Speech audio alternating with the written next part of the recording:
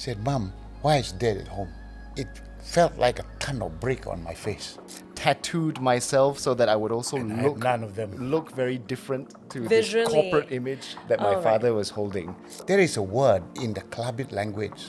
It's called katui. Katui. Katui, that's correct. And there is another word like that in Hokkien. It's called kiasu. When I become a father, I'd like to do the same thing with my son. I did wonder, is this something that I will have to live with for the rest of my life when I'm a dad as well?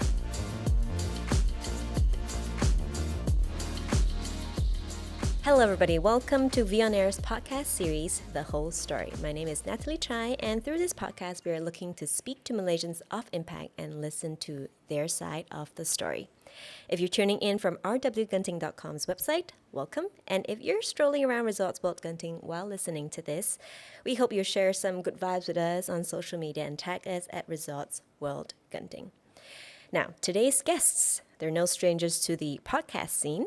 They host a father and son podcast called The Game of Impossible that challenges individuals to pursue the impossible, and they've released more than 80 episodes so far, speaking with everyone from ministers to top local businessmen.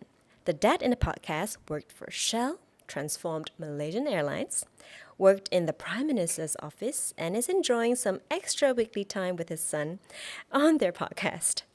And currently, he's the chairman of Pemandu Associates and also the co-chairman for Sunway Group and the chairman of Heineken Malaysia. The son started his career as a copywriter for Leo Burnett, winning awards in the industry before becoming a founding member of Communicate, a creative and consulting agency. He also has a degree in theology, and now he's the executive pastor and head of leadership development, as well as the vice chairman of Pemandu Associates. Everybody, please welcome Dato Sri Idris Jala and Leon Jala. Well, thanks so much for having us. Thank you for Natalie. having us. I hope you guys enjoyed that introduction. I really wanted people to actually get to know and really get to know you before we started. But of course, you guys are very, very prominent, I think, right now in the podcast series, because I really get to learn a lot more about your story through your podcasts.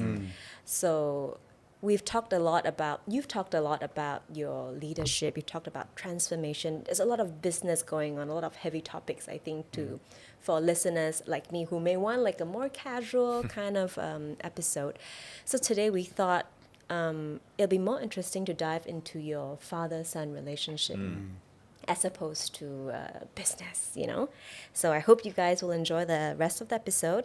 And I was just listening to your episode on the way here, the latest one with Proton. Yep. Yeah. Right, and I thought it was very interesting, and I couldn't finish it because it was a half an hour drive here. And when it comes to the podcast, Leon, I read that you set on the idea for 4 years before you actually kickstarted the podcast. So can you share the moment when you really decided to commit to a podcast? And of course, Dato Sri, after that, you can also share, when you first heard about it, what did you feel, and was it something that intrigued you? Maybe How you were coaxed into doing this with me. But I mean, like you said, this had been an idea that I'd been sitting on for quite a while. I obviously came from an advertising background, and so I've always been interested in stories and telling stories and making some form of content. The question is, I couldn't find a compelling enough topic or format to commit to. And so for a long time, it just remained as an idea. And then one day I was just chatting with my wife, Andrea, and I said, again, the same thing, I think I really want to do the podcast thing this year. And she said, Leon, I'm sick of hearing this idea already. You've been talking about this idea for 4 years. She said, you know what, you're good with deadlines, right? I'm going to give you a deadline. And so she set a deadline for me. This conversation was in November of 2023. She said, by February 2024, I want you to release your first episode of whatever it is. Like, I don't care what you do. It could be the worst thing you've ever created, but you need to put something out there. And so I said, okay, game on. Then what was good about that was that it forced me to think, okay, I really need to take this format seriously. And so I started thinking about, obviously I felt drawn towards podcasts because I liked the conversation format. But then I figured in order for this thing to develop any form of traction, it would have to be something that I could keep doing every single week. And I said, what would be something that I would do every week, even if nobody listened? So I started thinking, okay, who are some interesting people that I can interview? Then I kind of ruled it out because I figured if I'm reliant on guests, then it's quite a lot of work. And I'll probably get to a point where I won't be as consistent every week.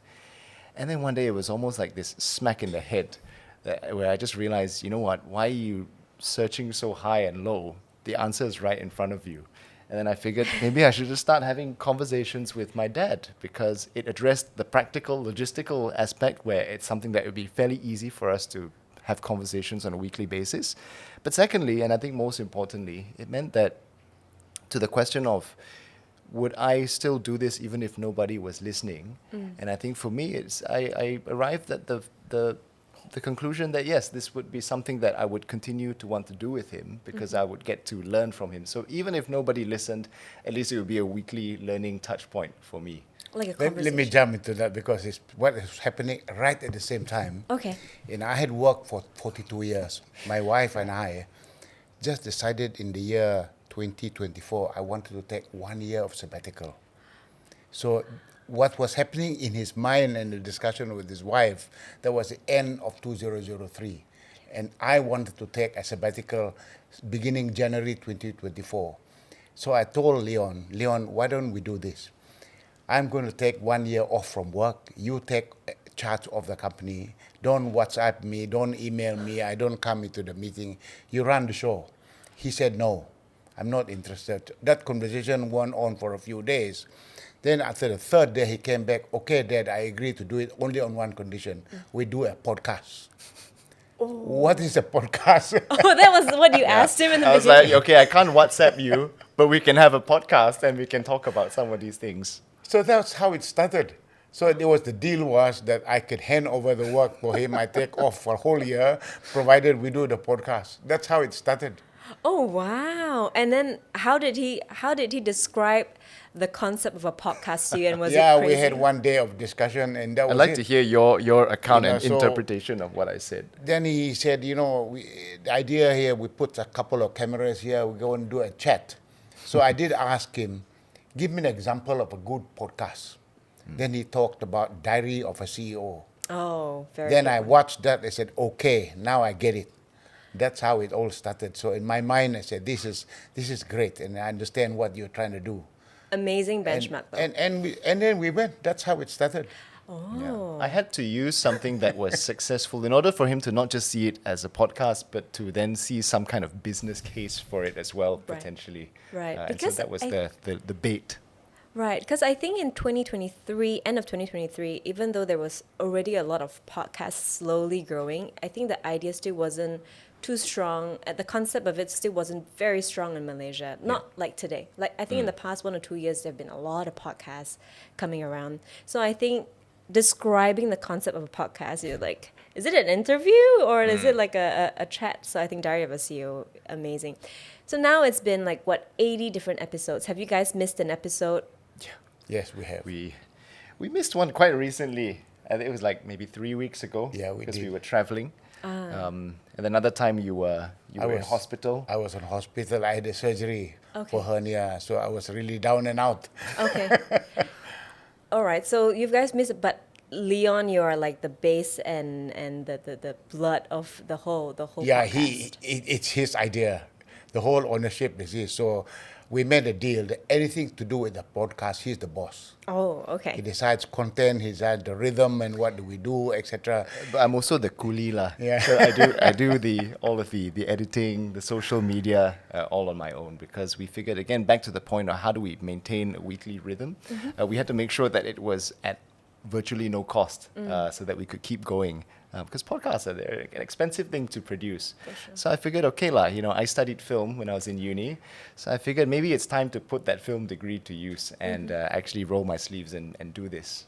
Okay. So what's your process in doing this? So is Dato Sri involved only in the part of recording or? So we Or in terms of discuss ideation. topics. So we ideate on topics together. When we started, it was a bit more admittedly, it was a bit more structured when we first started. I think we had a kind of our first 8 episodes pre-planned, with clear ideas on where we would signpost different things. But as we, I think, got a bit more familiar with the format, there have been some episodes. In fact, there's probably Many of them. many of them. But one of our most high-performing episodes happened to be one where we actually didn't know what we wanted to talk Yeah. about. We were just chit-chatting in the morning. What are we going to talk about today? And so we discuss it. Suddenly, bang! Said, the topic today is Petros and Petronas issue. I know about oil and gas. Why don't we do that? Okay. Then we did that. I don't know how many views we have on that one. I think lot. it's like our second highest. A Second six-digit, highest, a six-digit Yeah. thing. I think I remember seeing. Yeah. So you've done so many different episodes Yeah. together already. Is there something that you felt like you learned about each other through the process that you may not have if you didn't do the podcast? Why don't you go first? Yeah, We learned a lot about each other, actually. And I realized that Leon, as we went through doing the podcast, I could see him grow in confidence, in ability to articulate as well. And so that I could watch it, the whole progress in the transformation happening with Leon in the process. I'm so happy to see that. And the other thing that I'm amazed about it is this. At his age, I could only do 2 things. I was working for Shell, I was a father, that was it. Leon did many things at the same time. He's working in the church, he's helping me to run the company, he does a podcast, he's a dad as well. So wow, I said, I was looking at that. At his age, I couldn't throw 4 balls in the air and catch all of them. He's able to do that. So that was one thing I discovered a lot. Of course, the topic we discussed here, I surprised myself as well. As he posed questions to me, there's some stories that I relate there I've never even told anybody about. And for the first time, the stories just came out like that. There are many of those things. Wow. Because the questions that he posed to me evoked certain things that were well embedded in my memory and experience, but I've never told those stories. And so the podcast really put them to life, actually. Amazing. Yeah, so I think for me that was one of the big things. To be honest, people assume that when you do this podcast with your dad, aren't these naturally conversations that you have around the dinner table? Actually, to be honest, not really. And even if we do, it will maybe be slightly more at the surface because, my dad is someone who, when he comes back from work, he tends to not want to talk about work. And so our conversations usually centered around guitars, maybe football, and it would always just be around those things. And so for me, actually being able to do this, partly on a selfish level, was to say, I want to start understanding what are some of the things about Idris Jala as a human being that inform some of the ways that he works and some of the decisions that he makes. And so in the process of doing this podcast, I've been able to see that. Whereas growing up, I'd seen some of these different chapters in your corporate career just from a surface level. But now I'm able to understand, actually what was some of the thinking, the deep kind of thinking behind those events, some of those decisions. But also, what are some of the maybe even fears, internal worries at the time? Because I only saw the events, but I could never really understand the challenges. Correct. So those, I think, would be some things I learned. Also, then I kind of realized that he's a lot more adaptable than I think. Sometimes he's the one who will help me brief our guests on some of the technical things now. Like, okay, he'll tell our guests, this is the way you position yourself from the mic. I'm like, okay, thank you for reminding them.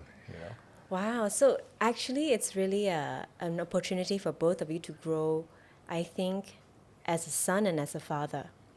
Yeah. Meaning to say that you get to see this part of his life. If the podcast never happened, then probably you won't be able to be as much involved in his life. And it really opens up a lot more of topic of interest in between, outside of the dinner table. I had a problem, though, during the time when we were doing the podcast. That year, I was also writing a book. Ooh, what was it And about? so What is it about? it's a game of Impossible. It will be Okay. released next year. But the problem was I was writing the book prior to the podcast. So the problem was, having now written that, then when during the podcast interviews, Leon provoked certain things that came out from me. And I look at what I wrote inside the book. Wow, this is bad lah. What do you mean? What I've written was bad, but what I've spoken is so rich. The thing was spoken in the podcast, so I had to go back and rewrite quite a lot of the chapters in the book. That's self-editorial. Because you see what is happening is, what was coming in my mind were the things that came to my mind as I thought about writing the book.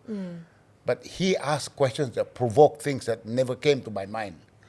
And that's why they were richer in terms of content. And so I had to go back and rewrite the book. There was a point I gave up rewriting them because there were too many rich stuff.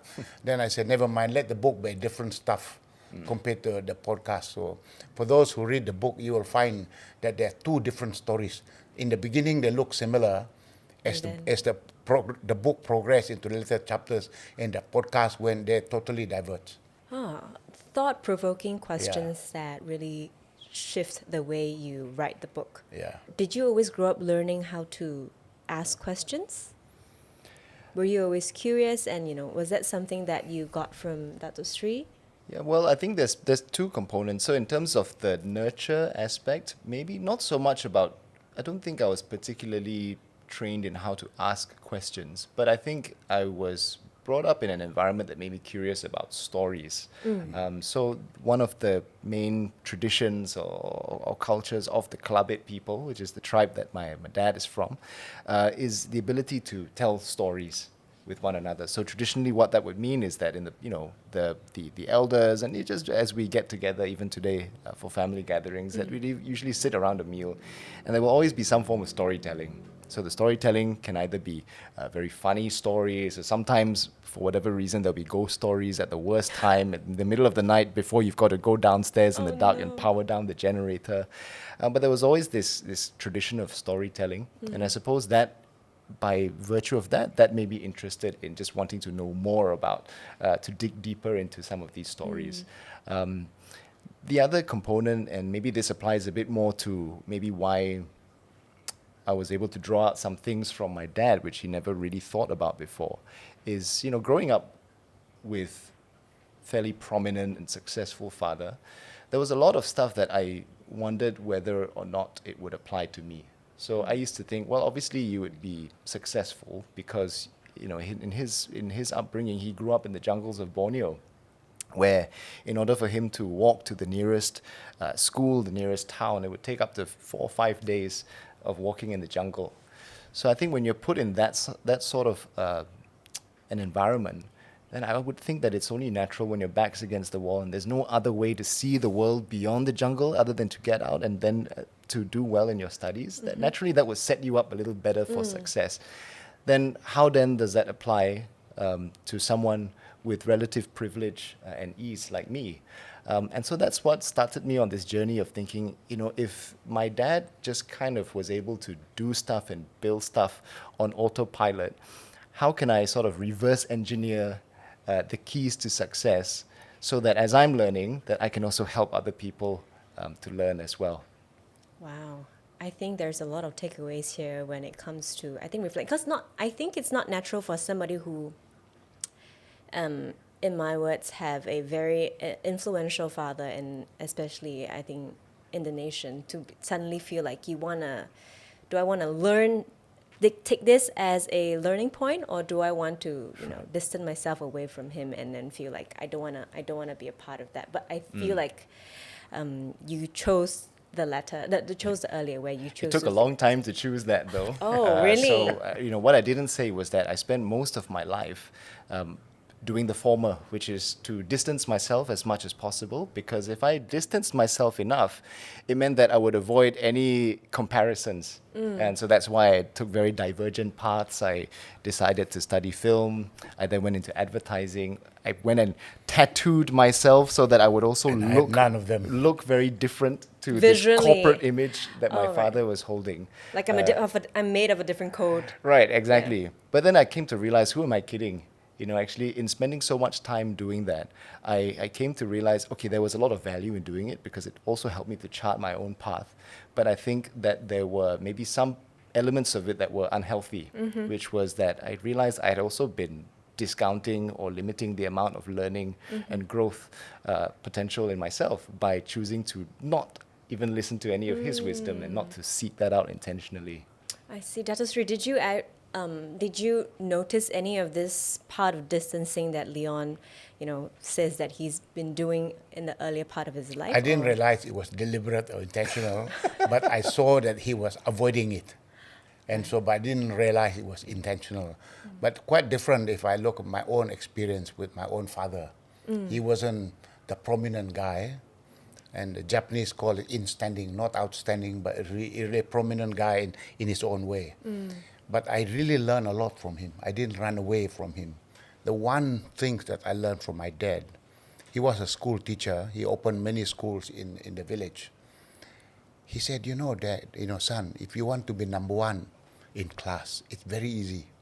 Find out who's currently number one, be his or her best friend, to know everything that he or she does to be number one. Do all of that to the power of 10. If you are an engineer, do exactly the same thing in a company. Find out who's the best engineer there is. Be or his or best friend. Do all of that to the power of 10. And he says, there is a word in the Klabit language that describes that phenomenon. It's called katui. Katui. Katui, that's correct. And there is another word like that in Hokkien. It's called kiasu. And by the word kiasu is now in the Oxford English Dictionary. But the point is this, whether you're on the negative side of that coin, which is fear of losing, or the positive side of it is burning desire to win, the actions that you take is extreme measures. That is what it is. So the game, The Impossible, is about extreme measures. Everything about my dad was extreme. He's the guy that makes the biggest boat among everybody in the village. He's the guy that stayed the longest amount of time in the water while throwing the net. He's the guy that climbs the biggest tree to catch bees, from the beehive honey. He does extreme stuff. And I learned a lot from him because he was not a prominent guy that I wanted to run away from. And I stayed with him and understood exactly the lessons learned.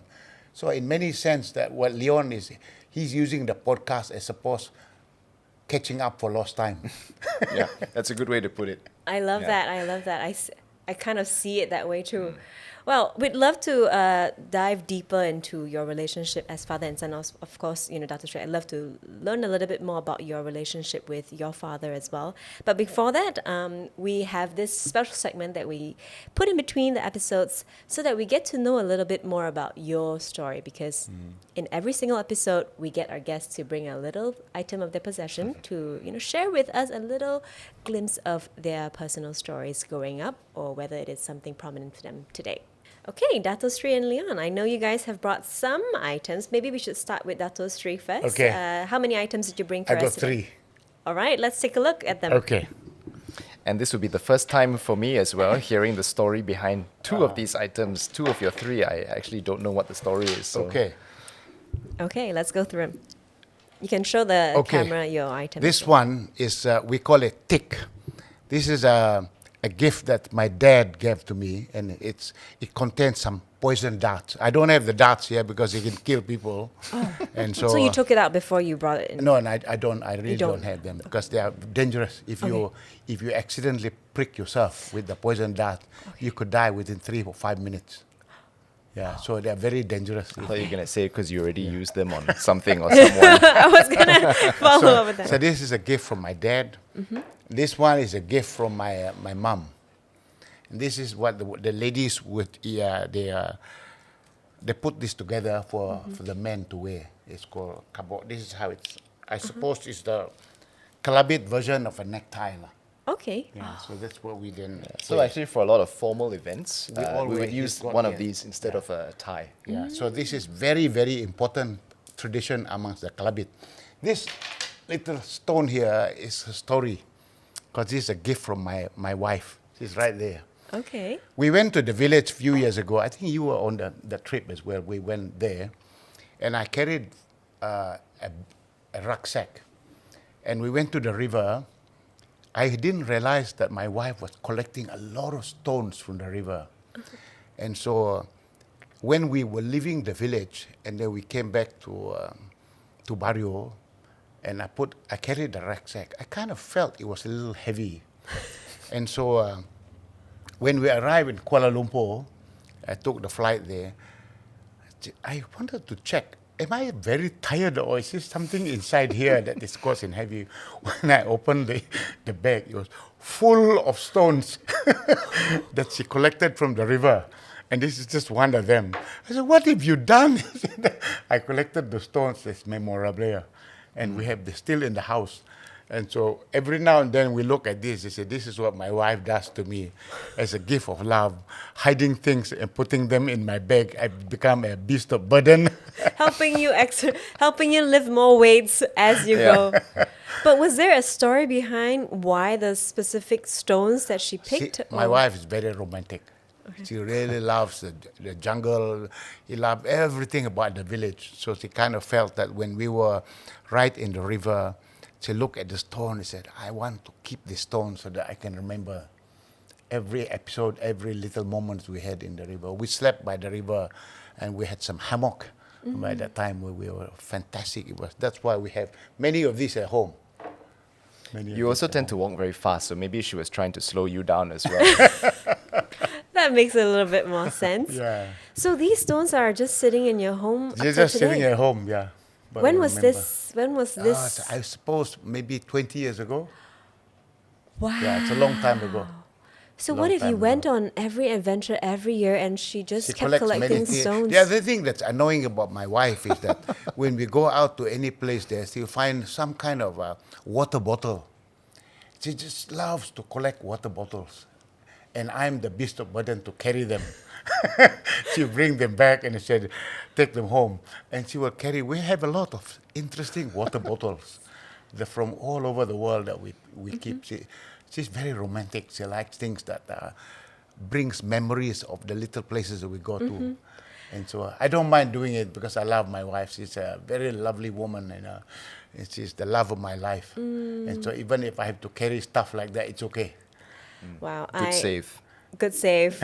It reminds me of just a little story that I want to share as well. When I was a little girl, I would say it's a note of love because when I was a little girl, you know, in shopping malls, they used to have these mannequins, and right beneath the mannequins, it was Metro Jaya, I remember. Right. We always went to Metro Jaya, and there were lots of like stones. They put white pebbles under the mannequins, and I would collect those pebbles, those stones, and I put in my dad's pocket. And then it's like we went to Metro Jaya.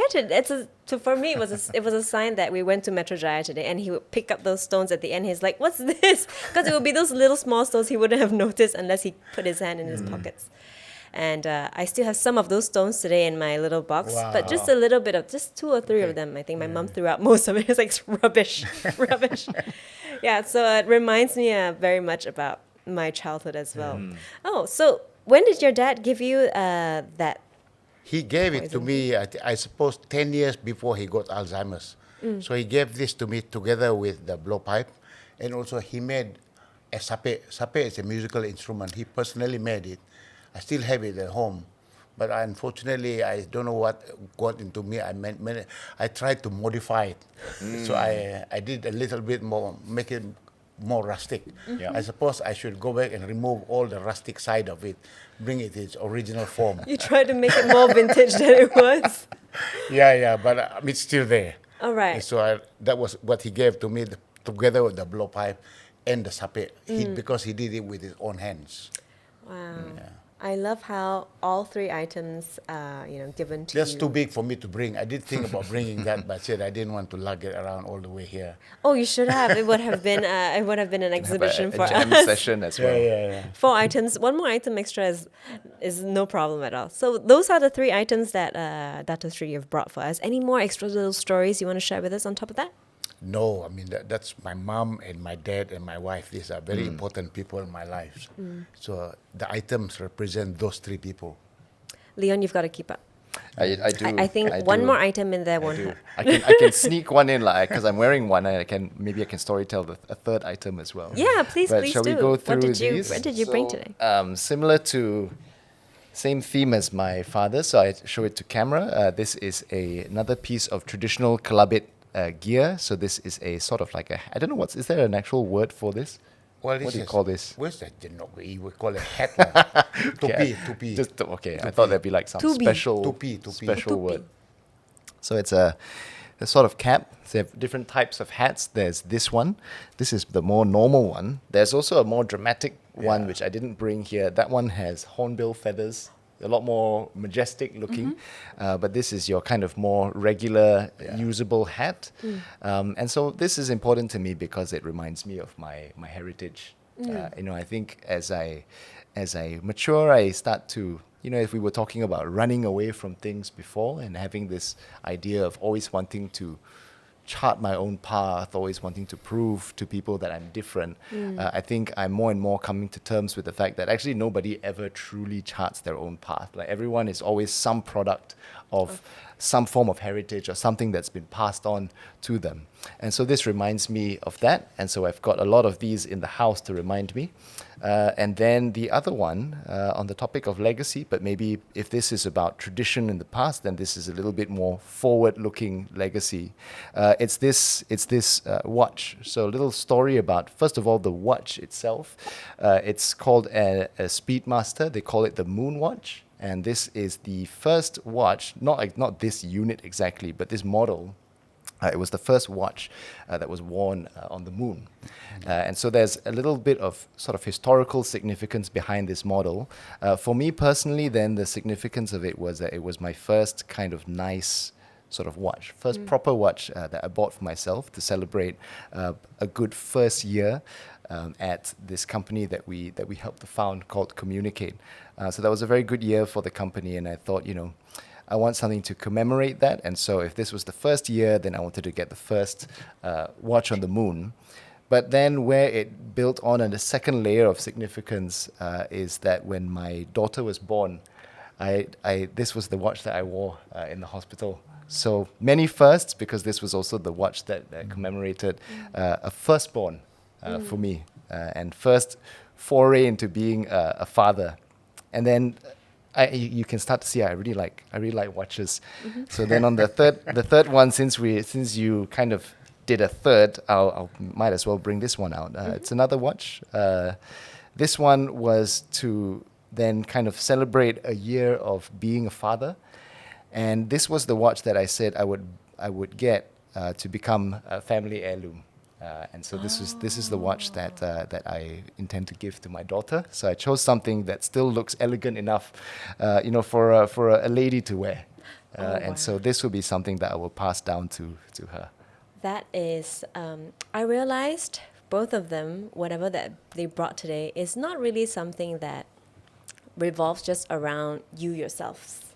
It's something that's really gives significance when it comes to family. And today in the podcast, coming here today, I realized you guys are really close as a family because your wife is here today. And then from the way I see you communicate, I find that you have a very, close bond as well. It's a very natural bond that I find not very often these days. I feel like people are more detached with their parents these days. I want to delve into that a little bit deeper. So it warms my heart to see your possessed items, but I really want to know, who gave you this hat? Well, my dad did actually, but both my parents did. So I have another item. Actually, this one I was a lot older when I got this one, because you guys gave it to me when Andre and I were getting married. Right. So it was part of a wedding kit, if you like. So Plus we got this, we got the one. very big hat, and then a vest as well. Vest. Oh, so where do you keep this in your house? So this is actually a display item in our living room. So we have a bunch of these things. We have this, we have the other hat, a bunch of other kalabit things displayed in the living room of our house. Yeah, it's a good conversation piece when people come to the house. Because I imagine if you receive this as a teenager, you'd be like, Mom and Dad, what do I do with this? Now it makes sense when you say, it was when you were grown up, you're an adult, and that's when you received it. But it's not a hat that you bring to the pub, I suppose. No. Well, maybe one day. But it is a conversation starter, and I think it's fun. not for Halloween, but like, I feel like if you brought this to a bar or like a pub or whatever, I think everybody would be like, hey, what's this? And then you get a conversation going. I think that's pretty good. Right. So these are the items that, Dato Sri and Leon has brought on for us. If you guys have any, thing you want to share about these items, if you guys have a similar item in your possession as well, do let us know in the comments, and we'd love to see a photo of it as well. So yeah, moving on, let's also continue our conversation about, your relationship as father and son. Right. So going back into the conversation, everybody knows, you both for your leadership, your transformational skills, and, your impact in society and business as well. So, but today I want to explore into something that's more personal. We've been talking about. I'd like to dive into the topic of fatherhood. And perhaps if, for you, the concept of parenting has changed across the different generations. So I want to know, how would you both describe your relationship as father and son in just a few words? Love. Love is the foundation, everything in our family. I looked at it this way. My grandfather, he was a very unfortunate man because he had 8 daughters in the village. If you are in a farming community, you don't have sons, you are cursed. So he, in the village, he 8 daughters. So everybody looked at him, and they don't even talk about it. When people don't talk about it, it's bad. But It's like a taboo. all of them married well. And so when the eldest of the daughters, my mom, and my grandfather treated my dad as if it is son he never had. And so I watched the relationship between my grandfather and my dad. That camaraderie between the two of them. I just watched it. I said, well, if I have that, when I become a father, I'd like to do the same thing with my son. And so what Leon will tell you is that my wife and I never let a day pass by without us telling each other, we love you, I love you. And I never miss a day without telling him I love him. I have one habit that I do. I go and smell him in the morning. I really smell him. But when he got married, it's difficult to smell him because the wife is there.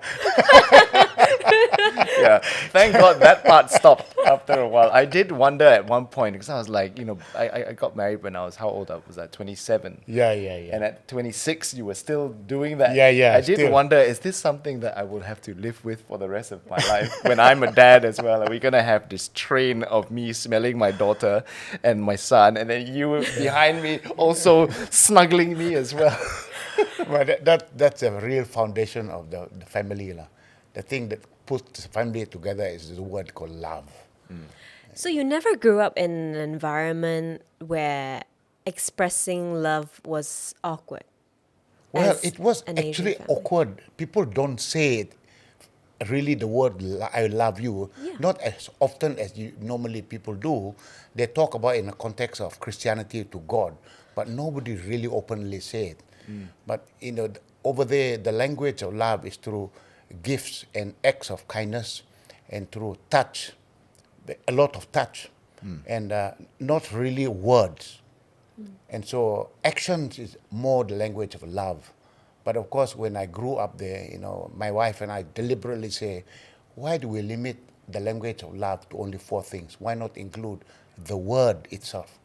And that's why we included the word love as the word for affirmation, that you need to say it beyond just the physical and touch and all the other forms of the gifts and acts of kindness.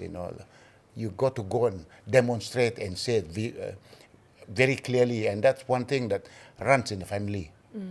Love is more meaningful as an action than a feeling, Yeah. right? I think that really shows you and does a lot more to a person than just you feeling on your own. And I think it's very important for a lot of Asian families, even up to today. That's why I'm very surprised that you've practiced it for such a long time. Yeah. And even for myself, I think love is not like saying the words "I love you" in my parents. I've never said it. I've also been never told it. Yeah. Yeah. So it's really refreshing to hear. Love. So you would describe your father and son relationship as love, but if today he started smelling you right when you walk out the door, I won't be surprised. I'll be like, just do it for today. What about you? Not Yeah. smell, right? It's the same thing. Like, we don't reinvent the wheel. Naturally, that is the same way that we in my household that we express love as well. Especially for me, if we look at the love languages, when I did the test, my main love language is words of affirmation. And so I try to make sure that, in our household that we also have the same rule that my dad applies and my mum, where not a day goes by without us saying that to every member of the family at least one time. To every member of the yeah. family. Every member of Yeah. the immediate kind of household. Like, Yeah. Uncle and Yeah, Auntie, I love call you them up. today. Yeah. Well, actually, my late great grandma Oh, used to yeah. do a similar thing. So she wouldn't call you up to say that, but what she would do is that she would every single night, and imagine this is a massive family. Yeah. She would pray for every child, every name. great grandchild by name, name. individually. So I suppose that was Every also night. Every Yeah. night. I grew up in a small. When I grew up, it was the Indonesian confrontation. So the British soldiers were in my village. So when they get their provisions, the huge caribou plane will fly over the village and they drop the provisions with parachute. And there was one parachute that landed in the river, and the soldiers could not retrieve it. So my father and my grandfather managed to retrieve it. So we had a parachute. So that the parachute remained as the mosquito net in our village. It was tied Oh. at the ceiling. There was me and my brother and my 3 sisters and my cousins. Must have been 16 of us sleeping under that mosquito net at night. And it keeps us warm because air cannot come into the parachute. But the problem is when somebody fart, then you have a problem all night long. Oh my God. But you see, that whole idea of being such a close-knit family in a long house context, Yeah. you can see why love is a foundation of the family unit. And we carry it through. Leon does it with his family. I could see it too. Yeah. I would say that maybe the only slight difference in terms of how we approach it then is if the foundation is the same, then what we do is we take advantage of the fact that I think with every generation we're just a little bit more exposed, we have a little bit more knowledge. And so with that, I think between my wife and I, we try to then also make sure that we're intentional about explaining why to our kids so that they understand the intention behind it. And so I would say that's probably the only added element to the way that we talk about love is that we also try to institutionalize it and teach it and help our kids to understand why from an early age. Right. But you used to complain about too much love as well. I did. I used to think that my parents were too lovey-dovey, and I said, why don't you just, all my other parents, they're so hard on them, it's good for character. Maybe you should tell me off a little bit more.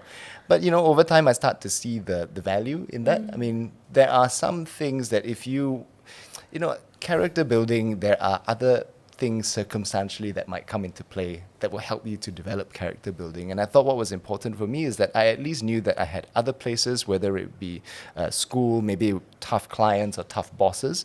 So I had my space for that.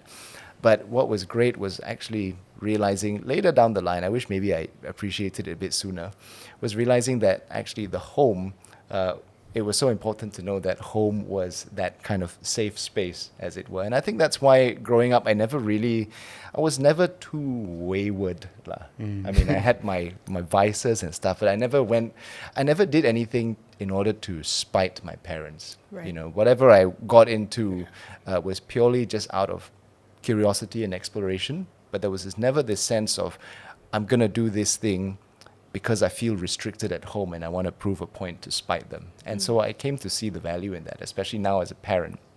And so, I constantly have to ask myself as well, how do you draw the line between setting boundaries, being clear on where your values are, but also not making the home a place of restriction so that our kids feel like in order for them to feel free, they have to be outside of the home.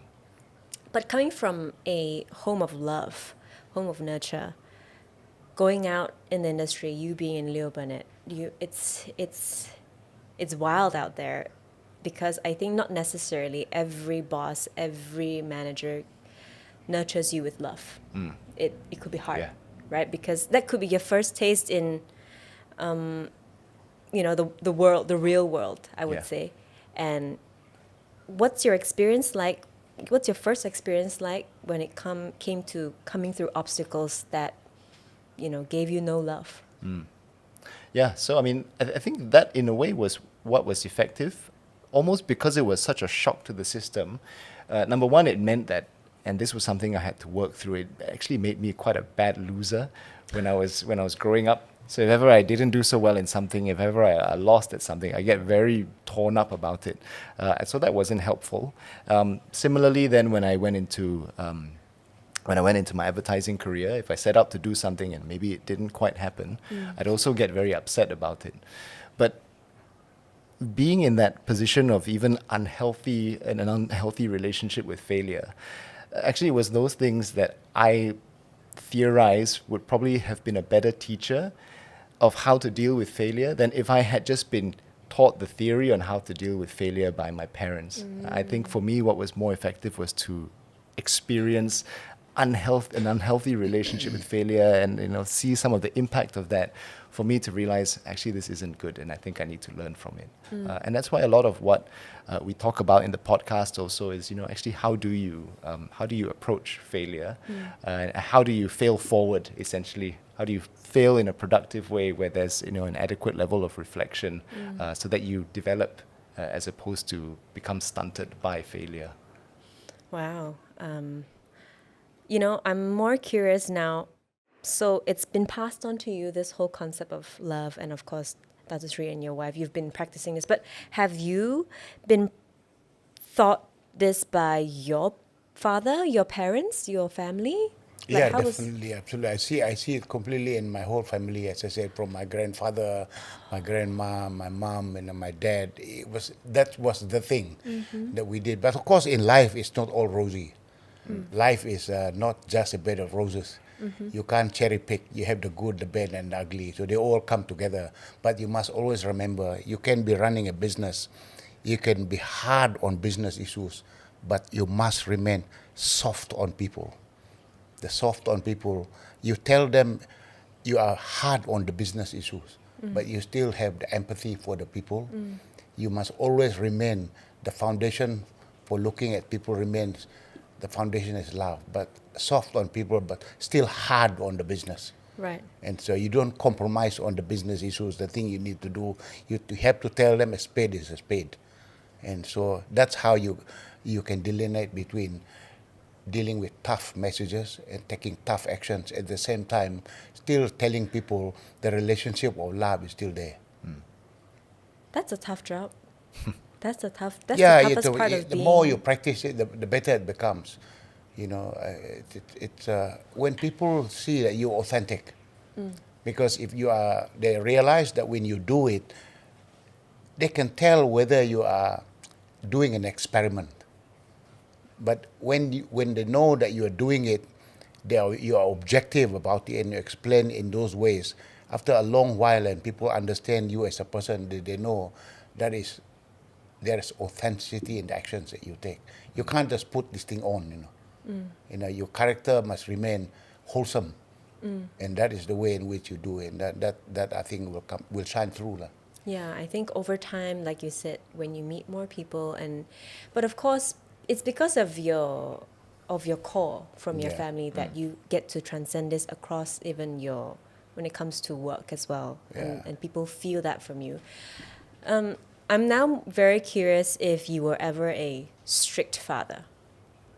I was never strict. That was the problem. He Yeah, complained that's about too why much love. I was never strict. So did Leon ever, demand to have Well, I always tell Leon, you and Max, whatever you want, as long as within our means, we will grant it to you. But we prefer you, if you want many of the same stuff, as long as we believe that you are passionate about it. You don't ask for it because your friends have it. Yeah. But if you are very interested in guitar, our younger son loves football, is really interested in football, I don't care how many shoes he wants to get, we shall give it to as long as within our means.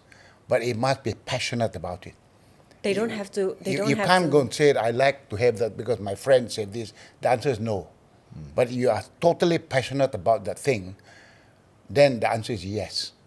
And we really gave it to them. Do you remember there was some kind of toy that you and Leon Max loved at that time? What's it? What Beyblade is what? Beyblades. They were so passionate about Beyblades. We were living in London. Beyblades, it's a small thing. Where They're you like a Yeah, so it's like a spin top- top thing. Yeah, we were living in London for 4 years. I had a business trip to Japan because the Beyblade were invented by the Japanese. So I remember I bought every possible Beyblade. Beyblade was new, and I brought it home. But I remember it well because when I arrived remember it well on a too. Sunday, I arrived on a Sunday and I opened the box and I gave it all to them. I could see the look on their faces. Tell me how it felt when you opened those Beyblades. They were not even sold in London. That was a Sunday morning. That was. How did it feel? Special. Oh, felt great. I still remember that. How old was I? Probably like 13. Yeah. But I remember it very clearly. You came back and it was like 6. I think like you arrived 6 in the morning 6 at in the the morning, house, and then we opened the AM. bag, and then there were things, and there were like some models that we didn't even know even existed. But because you were in Japan, the homeland of Beyblades, you had access to those ones. So obviously, that was quite a memorable one. I was never strict. Really? I allowed them to do whatever they want. They were free. They had freedom to act. But I think they knew the boundaries. They kind of knew the boundaries. We knew the boundaries, but also objectively, there were maybe some things that objectively we had to learn the hard way. So I would say that I think by and large that was very helpful for my brother and I growing up, just to always know that our parents loved us, because there was the words of affirmation, but then in this case there was also an element of gifts. So there was always the knowledge that we were loved. But I think I'd be lying if I didn't say maybe some of that contributed to some maybe feelings of entitlement down the line, possibly even feeling a little bit spoiled. There were definitely some of those behaviors that presented themselves. And to be honest, sometimes it still comes out once in a while. But I think it's when you, again, like I said earlier, that I find that there are more impactful learnings from maybe demonstrating some sort of entitled behavior and then either finding out from someone else that they've seen that behavior in you. It sort of hits a little deeper when you hear it from someone else. And so I think I used to complain and say, because you guys were too easy on my brother and I, wouldn't we have been on a quicker trajectory to do impactful things had you just directed and forced us to do certain things? I mean, you could make an argument that might have been the case. But I think if it wasn't for the fact that I had to then experience what it's like to maybe be told by someone else maybe during my 360 review that maybe there were certain unhelpful behaviors, which I might be able to tie back to this feeling of entitlement, then I wouldn't have had enough impetus to realize I think I need to do something about it. Because sometimes it hurts to hear it more from someone external than from your own parents. And so in the end, in the long run, it worked out. Because the base, like you used that word just now about like the anchor or your base. If I know that my base is that I'm loved at home, then it means that I can take whatever harsh criticism I get from outside and whatever feelings that might come with that, but to always not let that spiral send me into a spiral, an unhelpful spiral, because I know that at the end of the day I'm loved, and it's knowing that I'm loved that allows me to then deal with these things in an objective way and to get better. But there's always this belief or saying amongst maybe the older generations where you shouldn't provide your children that much. You should always let them earn their own toys. Like, don't give them that much money so that they can learn the real realities of life and things like that. And to learn that, Dato Sri, you practice that at home. You practice the opposite at home. Yeah. But still, it seems like your sons have grown up still really well. What do you have to say about, parents who still think the same way that you shouldn't? I'm not talking about spoiling your kids. I'm just talking about, Beyblades. like a bunch of babies. That's crazy for some kids. Some people I know, they had to draw up presentation decks to their parents to, Yeah, say, yeah. to like say, why do I deserve this and that? What do you have to say about it? And how do you think parents these days can find that balance? Like, I want to do gentle parenting. These days it's all about gentle For me, it's quite simple. You really have to differentiate between passion versus non-passion. You must look at your children. Where are the things that they're passionate about, genuinely passionate, not something that they say, and you know by looking at them, they're really interested in that. That's, in my mind, it narrows the scope where you shower them with gifts for passion. Because I think if you want the best version of your children, you want to nurture the passion. Because without passion, you will never excel in anything you do. So you want to nurture that, and that means you grant them everything that will push that fire of passion. But that doesn't mean you're going to give them everything willy-nilly outside that scope. So it narrows the scope. So I do believe if you want to be quite categoric about how to draw the boundaries, it's around focusing on the fire of passion, where they are really passionate about it. But be very clear with the kids. You said, look, if you want that stuff and that stuff simply because your friends have it, I can see you're not really interested in the others. No, I'm not granting it to you. To be fair, the Beyblades was a little bit of that. Yeah, I was gonna get into But maybe in your case, maybe But I you could saw see that that you what it really did was wanted it. it enabled maybe it helped to Creativity. encourage maybe creativity or even that desire to win. To win. Maybe you saw a bit of that lah. I can see, to me, I look at people, I call it the fire of passion. And somebody look at certain thing, really interested in it. And I consider that a passion. You really are interested in it. You really want to look at the thing. You play with it. You're really focusing on it. That is good because you want to nurture the fire of passion within the child. And if you try to all one quell them, you make people average. That means everything is average. You never have one spike. You want to leave a spike within the kids, and that spike must be around the fire of passion. But focus on that. And then I think if you do that, you can narrow it. You don't willy-nilly grant the wishes for the kids. But I really encourage people really stoke the fire of passion amongst your kids. That's to my mind, that is helpful. Is this something you've discussed with your wife? Yeah, we do. Yeah, my wife and I know this well. Yeah, it's also something that you would discuss with her when you're making a case for buying another guitar for himself. Because he likes guitars and I do too. So I'm also using her as an excuse to go and widen my scope. But it so happened it's fire of passion. Right. Very passionate about that. Yeah. That I find very helpful. So I think it's easier to put it this way. As parents now, sure, look at if your kid is passionate about a certain thing before you decide if you want to nurture that. But in order to really know if it's passion, you also have to be involved. Yeah, must be involved. You must watch it and must be convinced it is a fire of passion. They're really passionate about it. Not the thing they just say, because you don't just believe what they say. But maybe some dads, some parents, they come home late at night, 8, 9 p.m. The kids are about to be tucked into bed. They don't get that much time to speak to the kids. But maybe in that half an hour or 1 hour they get with their dads, they can just share about how I love this easy bag, this Faber-Castell color pencil box that my friends have in school. But I'm really into coloring. But how then you really have to be very involved in your kids in order to identify if it's interest or when passion. he was growing up, a little boy, I knew he really loved toy cars. He just loved the cars. And our youngest son loves flags. He just loved flags. And so because he loved flags, we just bought all the possible flags and gave it to him. And this guy he loved cars when he was a kid. I remember we went to Rome. There was one particular car, small one, matchbox car. It was red color. And everywhere we went, that must be there.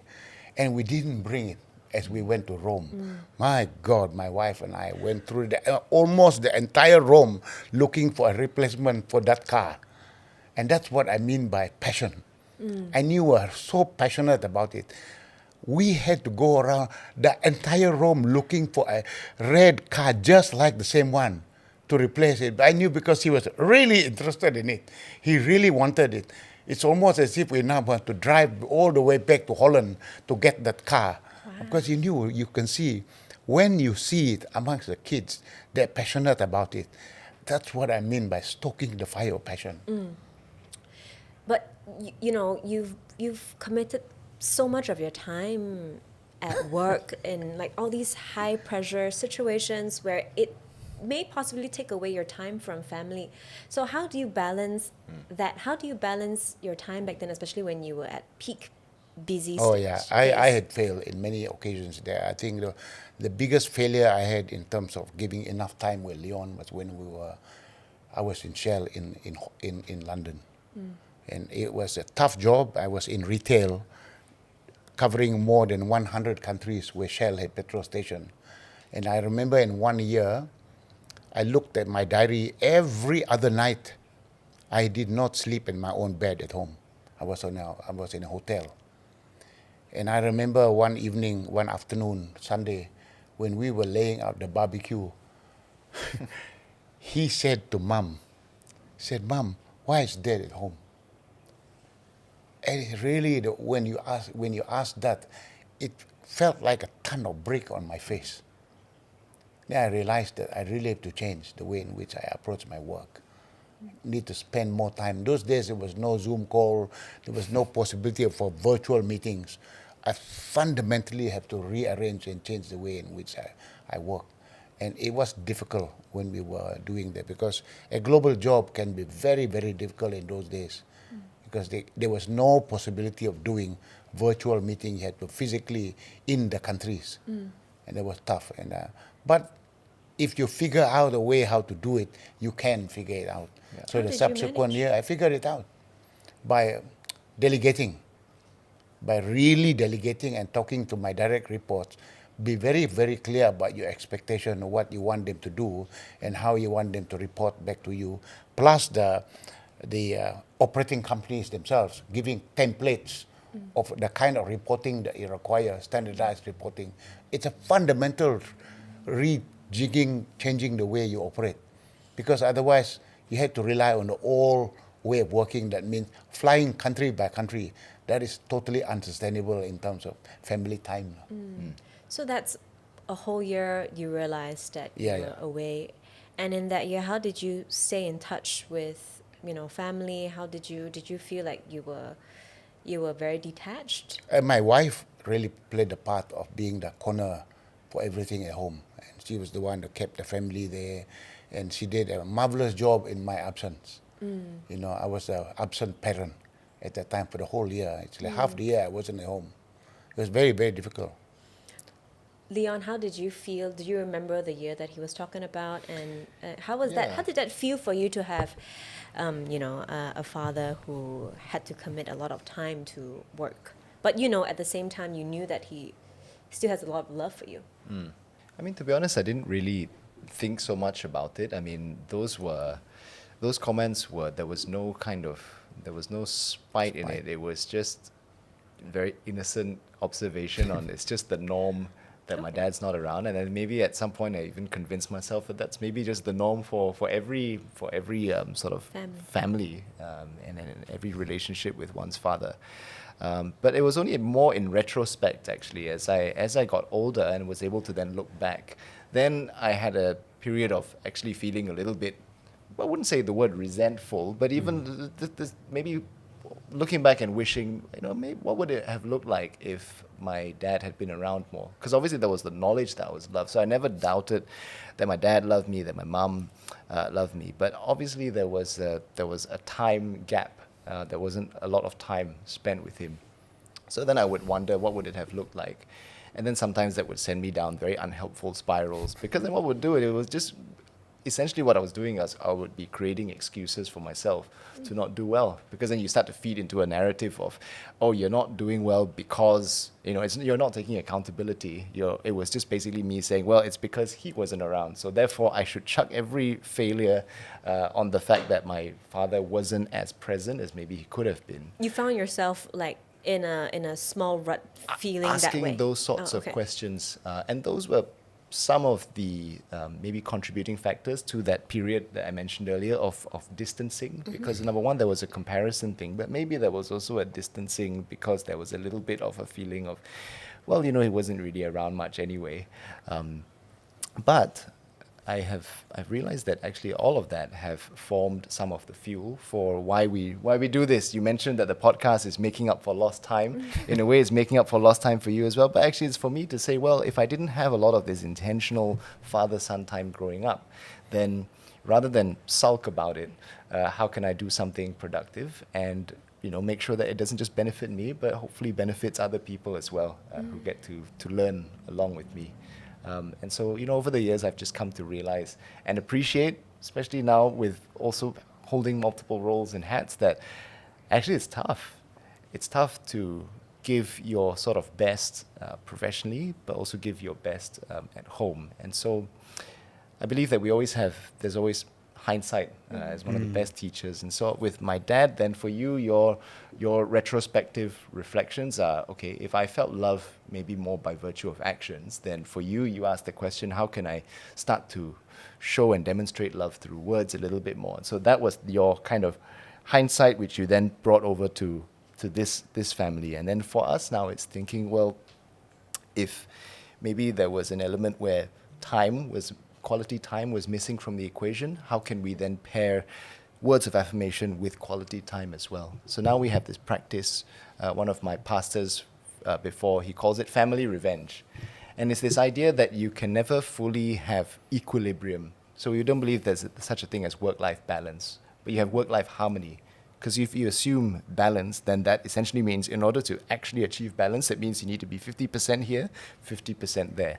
But that just means that you're consigning yourself to mediocrity. You have mediocre family, mediocre father, mediocre professional. So what he says instead is, what harmony looks like is if you assume a scale, and on the one hand, let's just use family and work as an example. So on one hand, you have got family, the other side, you've got work. So naturally, what will happen is in different seasons, maybe one side will tip a little bit more. So let's say for now, there's a project and it's like a really busy period at work. You start to feel the scales tipping on the work front. Now, if you assume equilibrium, that means I've got to start seeing how I can offload and be a little less present at work to balance the scale. Again, the problem with that is 50-50. I'm not that effective at work. I'm also not that effective at home.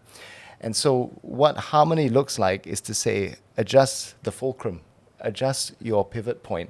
If the focus for this season is a little bit more at work, accept it and just call it out and move the attention there.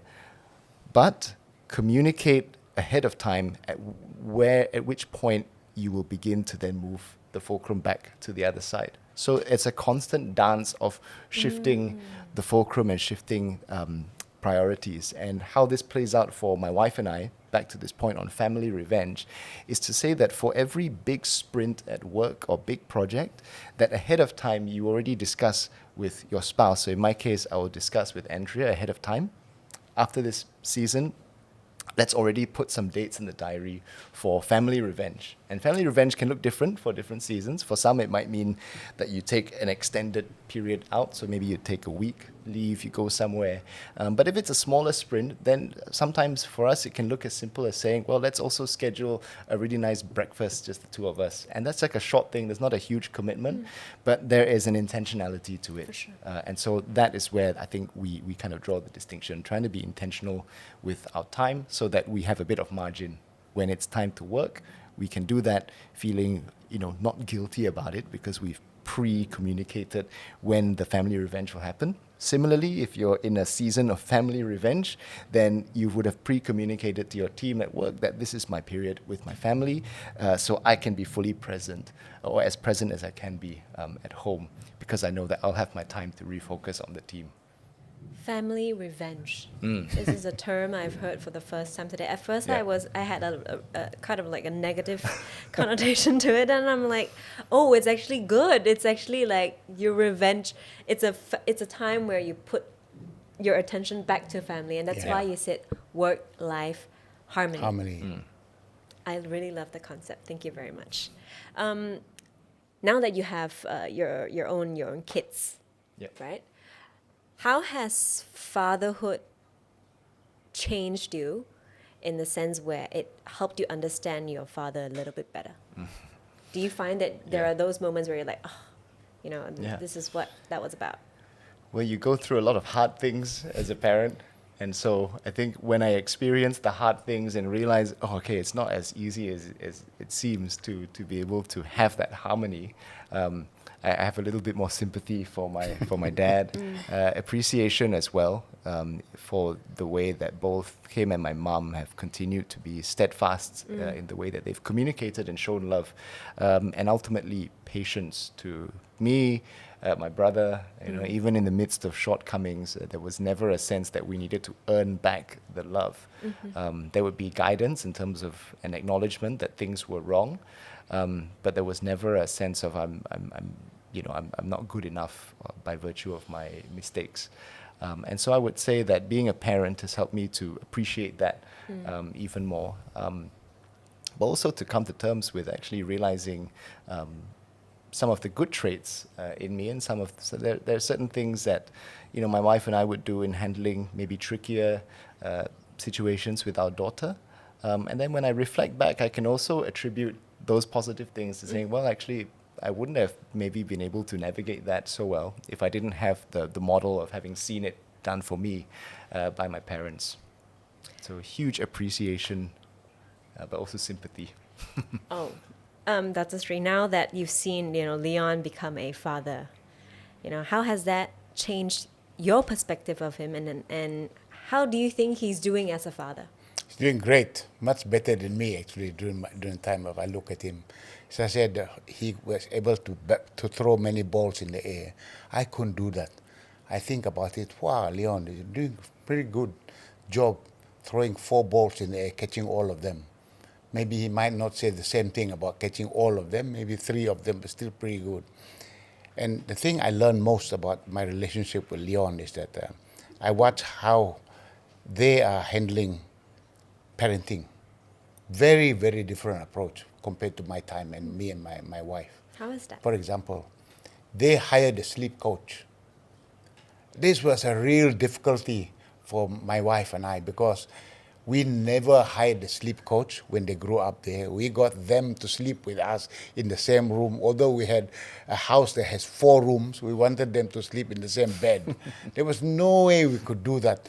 I mean, when we were watching them do it, it was with great trepidation. It was totally against the way in which I would have we raised them up. But that's the way in which they did, but we respected it. We had to learn to respect it. They are the parents. They have a different method of raising their kids. Although we don't agree with it, we abide by it. So when they do the date night on a Friday, Leon will tell us, when Isla cries at night, he looks at Mom, he said, Mom, do not go there into that room until and unless she cries for more than 15 minutes. You can walk into the room there. You can put your hand and touch her, but do not lift and take her out from the crib. Then after 5 minutes, you must leave. So these things they have it on their phone. They can see it. I remember when the mom went inside there and stayed there, there is a voice from heaven on the phone. But my point was this. We have to learn to become grandparents. Because, you can make a huge mistake by thinking that you are the parent of the kids. Your role as a grandfather and grandmother is totally different from being the parents. And you must always remember that. So you got to say, you follow the rules that they set. But now when I look at it, wow, their method of raising the kids fantastic. Because they could sleep well, because both of them were working. And for sure, that is actually a quality of life, the way they do it. So salute, this modern parenting is not bad. Modern parenting is not bad at all. I think a lot of for grandparents these days, trust your kids, let your kids do the parenting on their own. Would you say that that's a better choice than implementing their own? I think it's the choice of the parents themselves. Some do it slightly differently than others. There's no set way to do it. But I think the way to do it, when you go through whichever method that you choose, you've got to look at your kids, whether the things that you're doing have a positive impact on them. You've got to look at that, because the method has to come with a positive impact on the child. If it is not working, you better go and change it. And the key is that I call it a true north. The measure of success is the thing you're doing providing a positive impact on the child. And if it's not, then you have to change the method. If too much love, then you've got to change it. So when I say love as the foundation, it didn't mean we don't have boundaries with raising Leon. Yep. We did make the boundaries very clear. And if you cross the boundaries, you sit in the corner. That's what I mean by tough on the issues. That means the boundaries are very clear. Don't cross these boundaries. But the consequence of crossing the boundaries, you're in the corner. But you must always remember, when they stop crying and they come and obey, it must be the language of love. You must show clearly the love is not gone. And they know that that is the consequence of them taking a step that is a transgression. Because they transgress on the boundaries. That's what I mean by tough on the issues but soft on people. Yeah, but And also so- I think what was helpful with you and Mum is that there was obviously openness and freedom for my brother and I to kind of do whatever we wanted to do, whether it's career, and some big decisions as well in terms of where to go to uni. Yeah. You and Mum didn't dictate that we Never. needed to do and go to Warwick like you did. Yeah. Both Max and I did very different things. You gave us that agency to make those decisions. But I think what is also key to mention, yes, there were also boundaries, but going back to your point on love, I think it's because we knew that we had love as that core value.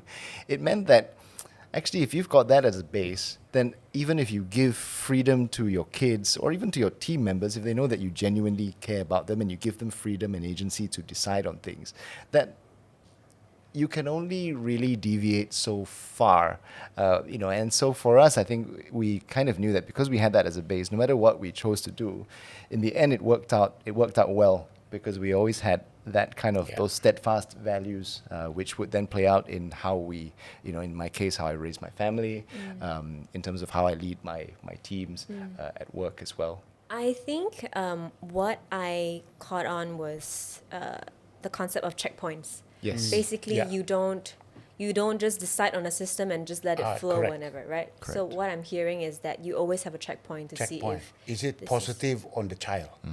at every single stage Yeah. you review Yeah. your system again and again, and that's how you decide if this is the next best Correct. method going forward. Yeah. That's a really good principle in whatever in life. I Yeah, think not yeah, just yeah. about parenthood. I think it's about everything that you do. You must review it, must look at the outcome. And Leon and I talk a lot about this idea of true north. The biggest problem for most people is being unclear about the measure of success. If you are unclear about the measure of success, you cannot then make an objective review because the goalpost changes.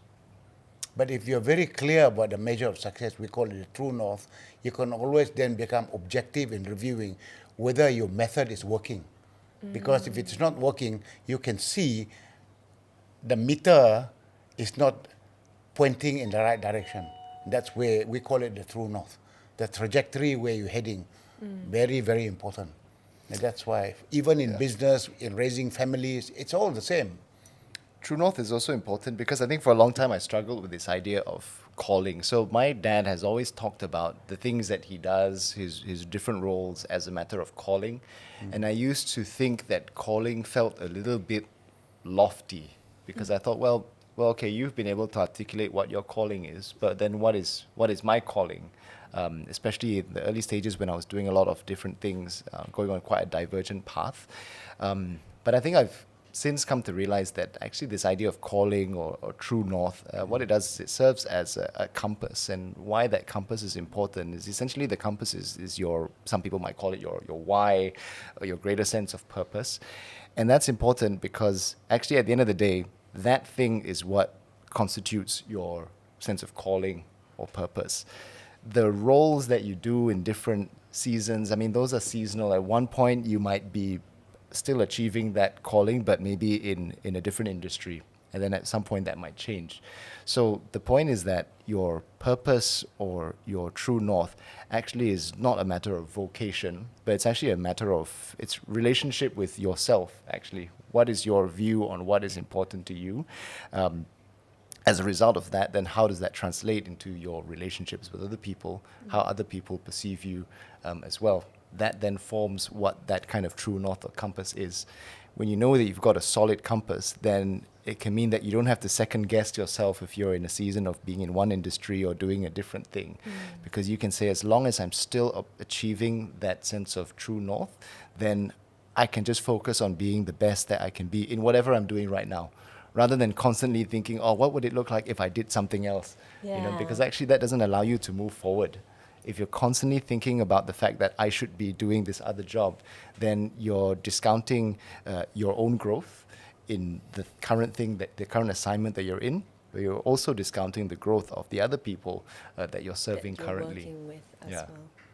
I think a lot of people are actually going through that phase where they feel like they're still figuring out what my calling is. What's my purpose in life? And because of that, they, like you said, discount whatever they're doing at this current point of time, and it takes away a lot of growth that is possible, rather than focusing on. Many years ago, James Michener wrote a book, very thick book. It's called The Drifters. The Drifters, and he wanted a few characters in the book, and he described the drifters are people that are not clear about their true north, and they are then drifting aimlessly in the sea. This is the problem with when people are not clear with the measure why they're doing it. They're continuously searching, and then you then are drifting. You'll find in time you realize that 20 years had passed. You have been listless, and you aimlessly drifting, and that's why the book is called The Drifters. And so I've always looked at that book and said, wow, I better be clear about my calling. And my obsession in life is all about big, fast results, transformation, whether it's a company or whether it's an organization, whether it's in a family, to try to transform it so that the organization and the people there make the best version of themselves. And how do I know it? What the measure is? They achieve big, fast result, BFR. And that was the way in which I think about it. So if it's not big outcome, it's not good. If it's not fast, it's not good. If it's not result, it's not good. So if you just talk about process, changing it, that's not an outcome for me. It must be results. If it's incrementalism, I don't like it. And if it's slow, I don't like it. But it needs to be fast, it needs to be big, it needs to be outcome related. So that's why I frame my calling in where I go, so that the organization and the people in the organization are transformed to become the best versions of themselves, to achieve those things. I can feel that from just an hour of conversation with you, Dato Sri, that I think you really have a knack in bringing out the best in people, or if not, really nurturing them with the right methods, instead of just saying, hey, you just got to achieve this, I don't care. Like, I feel like you are someone who will be part of the process with me in this conversation, and I think a lot of us needs that kind of pillar in our lives. All right, so that's quite a heavy topic right there, but moving on, I have something I really want to ask both of you, especially coming from a family of love and two people from a very close-knit family. So recently, in a lot of conversations that I've had, and this goes across the people in their 20s, 30s, and their 40s, and I noticed that there's this recurring theme among these people that I'm talking to, and they have this thing, what I call child guilt. Child guilt. So there's mother guilt, where the mother feels like, oh, I can't go and have tea with my friends because then my kid's at home. Right. Mother guilt. But this is what I name it child guilt. And it's the feeling of really wanting to it's the feeling of wanting to emotionally or mentally support their parents. But they're also very weighed down by their parents' expectations of them. So now they end up needing distance away from their parents. But then they still love them very, very much, but they just feel like a lot of guilt in wanting that distance to heal themselves from that expectations. Because I don't know if something that you can relate to, but I realize this is something that is so prominent amongst the youth these days, that they decide to just switch off because they don't know what to do next. So I would want to ask, as a parent yourselves, what would you say to people who are feel like they're caught in that cycle and they want to honor their parents for what their parents expect them to do, not just about careers, but just like how they show up in the family. There are a lot of traditions that they want their children to upkeep, but children these days, maybe people in their 30s, 40s, they feel like they're past that already. So what do you have to say to them who feel like they need the space to become who they truly are, to honor themselves first, but feel like they're also really guilty about not being the child that their parents want them to be? It's a question that I've been receiving, people asking me, what do you think I should do? I'm stuck. Okay. Maybe I start by saying this. You think about them, the advice that I would give to the parent and the advice I would give to the child. I would say this to the parent: you do not prescribe the destiny for your kids. Please don't do that. Let them discover what they want to do. That is why my wife and I did not tell Leon, go to that university, pick the subject to go to university. We didn't do that because we wanted them to decide their own destiny, and we really refrained from doing it.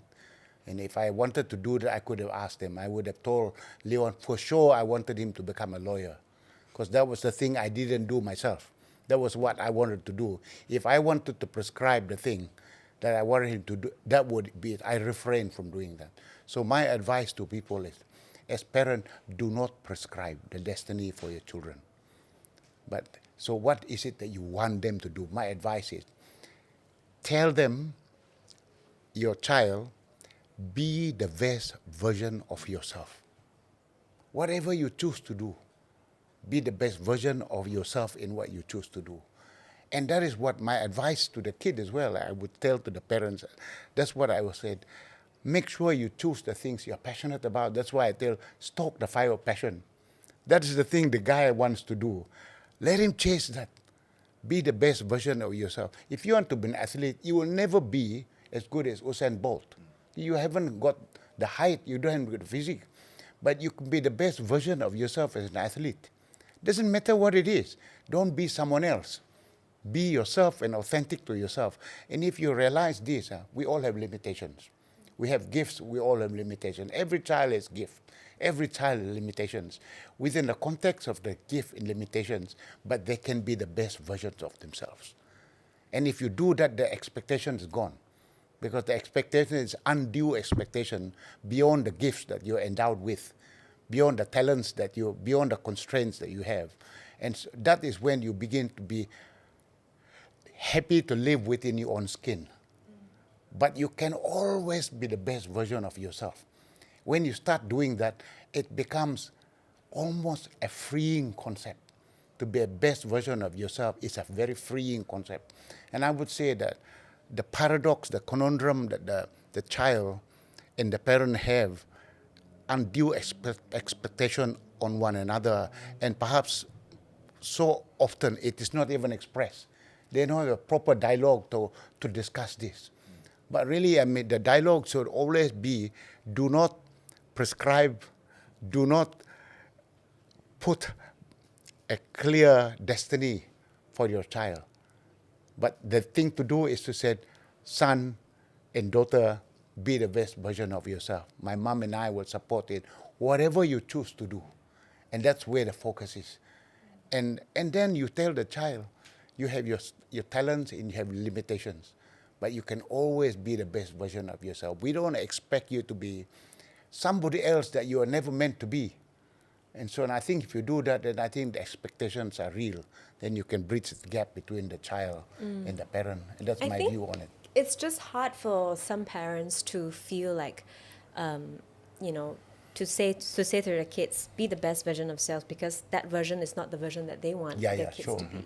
Yeah, so I think there's that group of people who are also struggling to be better parents by allowing their kids to be that. But that's why there's that cycle of like, I know I want you to be happy, Yeah. but whatever you're deciding to do, I assume is not going to be best for you. So then they get stuck in that conversation. Yeah, you and Mama are kind of like an anomaly because you're so comfortable with allowing Max and I that freedom. But I suppose maybe for other parents who are a little bit more maybe stringent and prescriptive, maybe one way to counter that, and this is something that I've developed for myself, not so much in terms of thinking about how I apply it to my parenting, but actually more to kind of help me to identify for myself what that sort of purpose is. So, okay, it's one thing to say, I let my kids decide what they want to do. But then why do some of these feelings of, where do expectations come from? We have expectations as a response to feeling like we have maybe relinquished a level of control. Obviously, everyone, if they're honest with themselves, would like to have control over certain outcomes. If you ask me, I would have certain ideas of where I think my kids should go and what they should do. But obviously, I also want to give them the space. So how do you counter that? You don't control the destination, like you were saying, but maybe what you can, maybe I don't use the word prescribe, but maybe what you can institutionalize then is, what is then the measure of what constitutes that passion that you talked about, or that sense of purpose? So I have this little framework that I call PASS. It's PASS. So P stands for passion. So what's that inherent passion behind the thing you want to do? So if we use Game of Impossible as an example, that was like me asking the question, what would I choose to do regularly, even if nobody listened, even if nobody paid me to do it? So that can be your anchor question to determine the P. Then A is audience. There has to be some sort of value to someone else and not just a self-serving agenda. So if it has that, then you move to the next thing, which is, do you then have some inherent skill in whatever that thing is? Like, are you naturally good at that thing? You know, don't just say you want to be, like you said, an Olympian if I don't have the natural capacity or even the sort of biological build for it. So there has to be a level of skill. And then the final thing is there a degree of scale? And scale isn't just to do with, can this thing grow into a business? It's not necessarily about size, but essentially, is this, if you assume this journey or this career, then in doing that, are you then able to also scale yourself up? Essentially, are you able to then invest in someone else who will become a version of you, a better version of you in the process? And so what I would say is that you can maybe still keep some degree of control by saying, I allow you, my son or my daughter, to do what you want to do, but I'm going to be quite strict with you in terms of how we assess whether you're on the right track or not. And so maybe on whatever the cadence is it on a weekly basis or monthly basis, let's go through this PASS framework and to see, okay, if you're doing this degree in film like I was doing, then maybe looking back, a conversation we could have had is maybe my dad saying, well, okay, at this stage, do you still feel like you're checking these boxes? And that allows maybe parents to feel that they've still got a degree of control, but also an ability to objectively assess whether or not their kids are indeed doing the right thing. Because you can also say that there's the full, obviously fully possible that, you know, our kids make completely wrong decisions as well, like objectively wrong decisions. So if there isn't a measure of success, like you said earlier about true north, then, you know, it's also quite hard to determine when do you need to pivot. I think what I'm getting from this conversation is that if you're a child that I just talked about, that's going through what I just talked about, just the average of what they've both shared is that have a conversation. Have a conversation, because most of you may not have had a conversation with the parents. And of course, you as a child, you can also, not just the parents inflicting the PASS, but you can also suggest like, hey, Yeah. this is what I want to do, and I know you don't want me to do this, but this is how I'm going to check in with you, and this is how I'm going to prove to you that this is part of what I'm passionate about, and this is my path. So it's, for me, it's a middle ground, Yeah. right? You get to suggest, but you also get to listen to one another and see if you can come to a middle ground. And very importantly, I think that conversation comes through, because I think a lot of us are in projecting expectations or projecting what our child or what our parents would say when it comes to coming to a middle ground about what you want your parent or your kids to do when it comes to such situations. That's why they get stuck in a cycle. There's no conversations going on, right? I hope that helps some of you. And this is just a conversation that I had just over the weekend, and I realized there were so many of them going through that. People were crying, and people were just stuck not knowing what to do, but they come from so much love. And that's why I thought maybe it would be a good place to ask both of you. Okay, so just to wrap things up today, I know we spent quite an hour speaking, but you've spoken to so many of your amazing guests from the podcast. So we want to know if you could share just from each of you, if you could share one piece of advice that has stuck with you from any guests from your podcast that you feel could be applied to any of our listeners today. I've got one, and it was an episode that we did with Tan Sri Azman Mokhtar.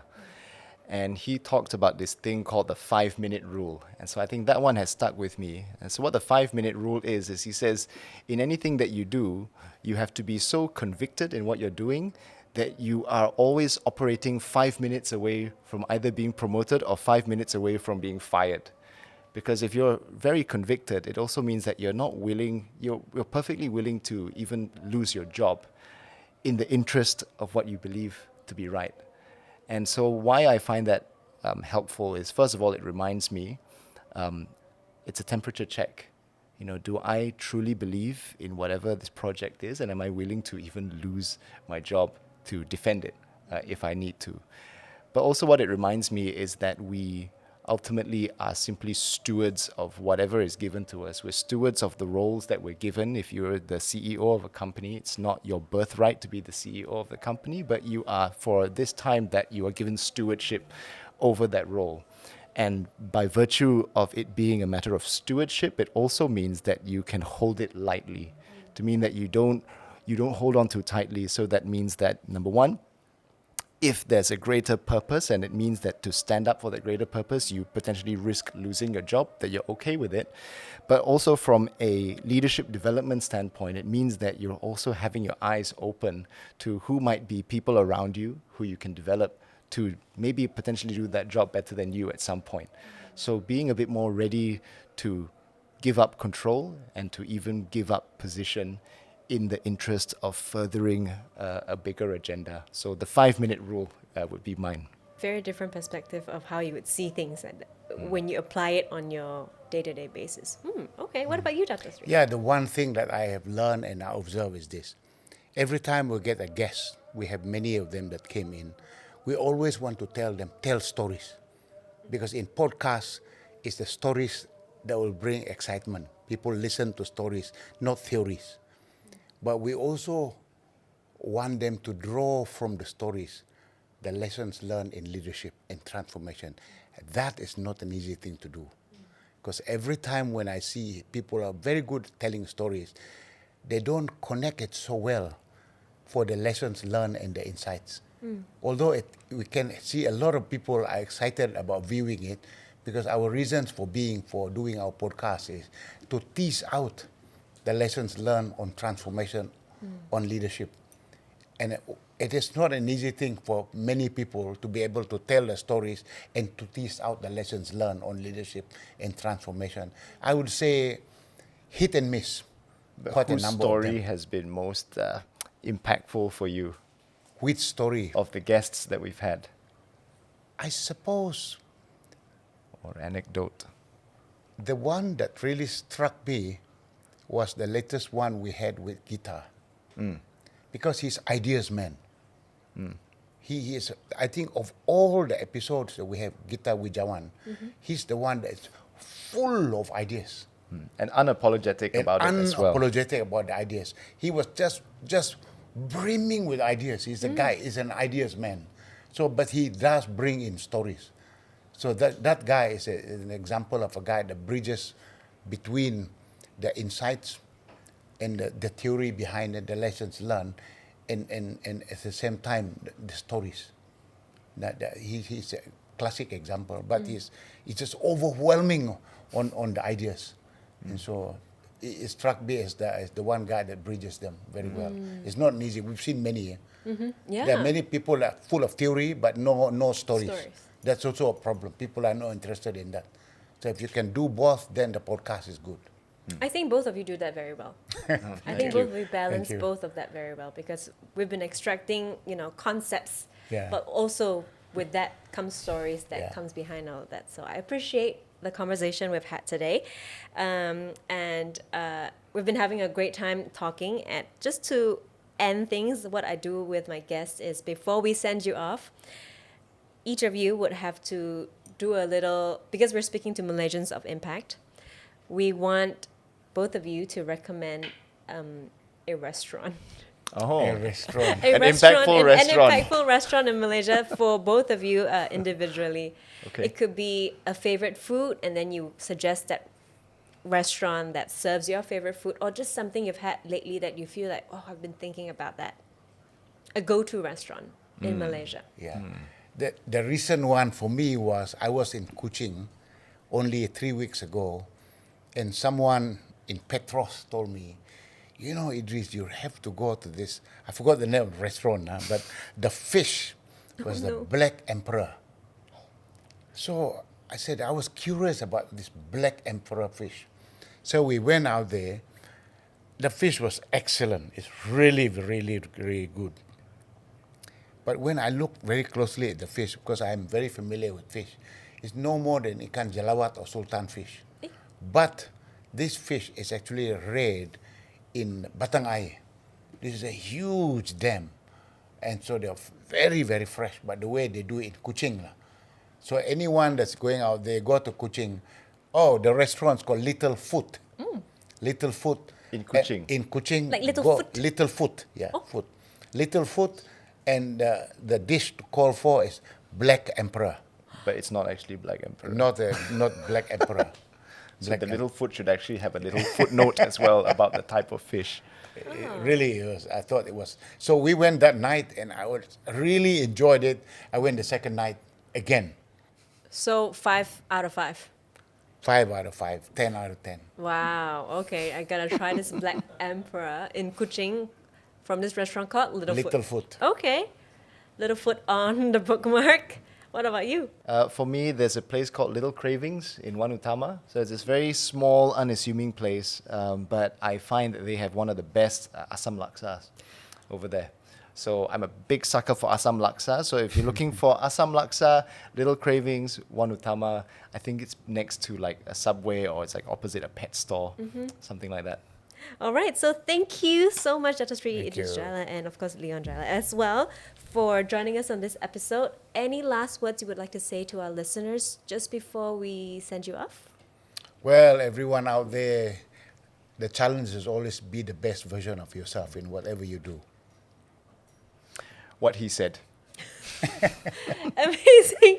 All right. So, ladies and gentlemen, thank you for listening to this episode. This was The Whole Story, a new podcast series brought to you by Vion Air, Resort World Genting's first ever online radio. And if you like more stories about Malaysians of impact, remember to follow us for more upcoming episodes, or also remember our socials at Resorts World Genting. My name is Natalie Chai, and we'll catch you in the next episode.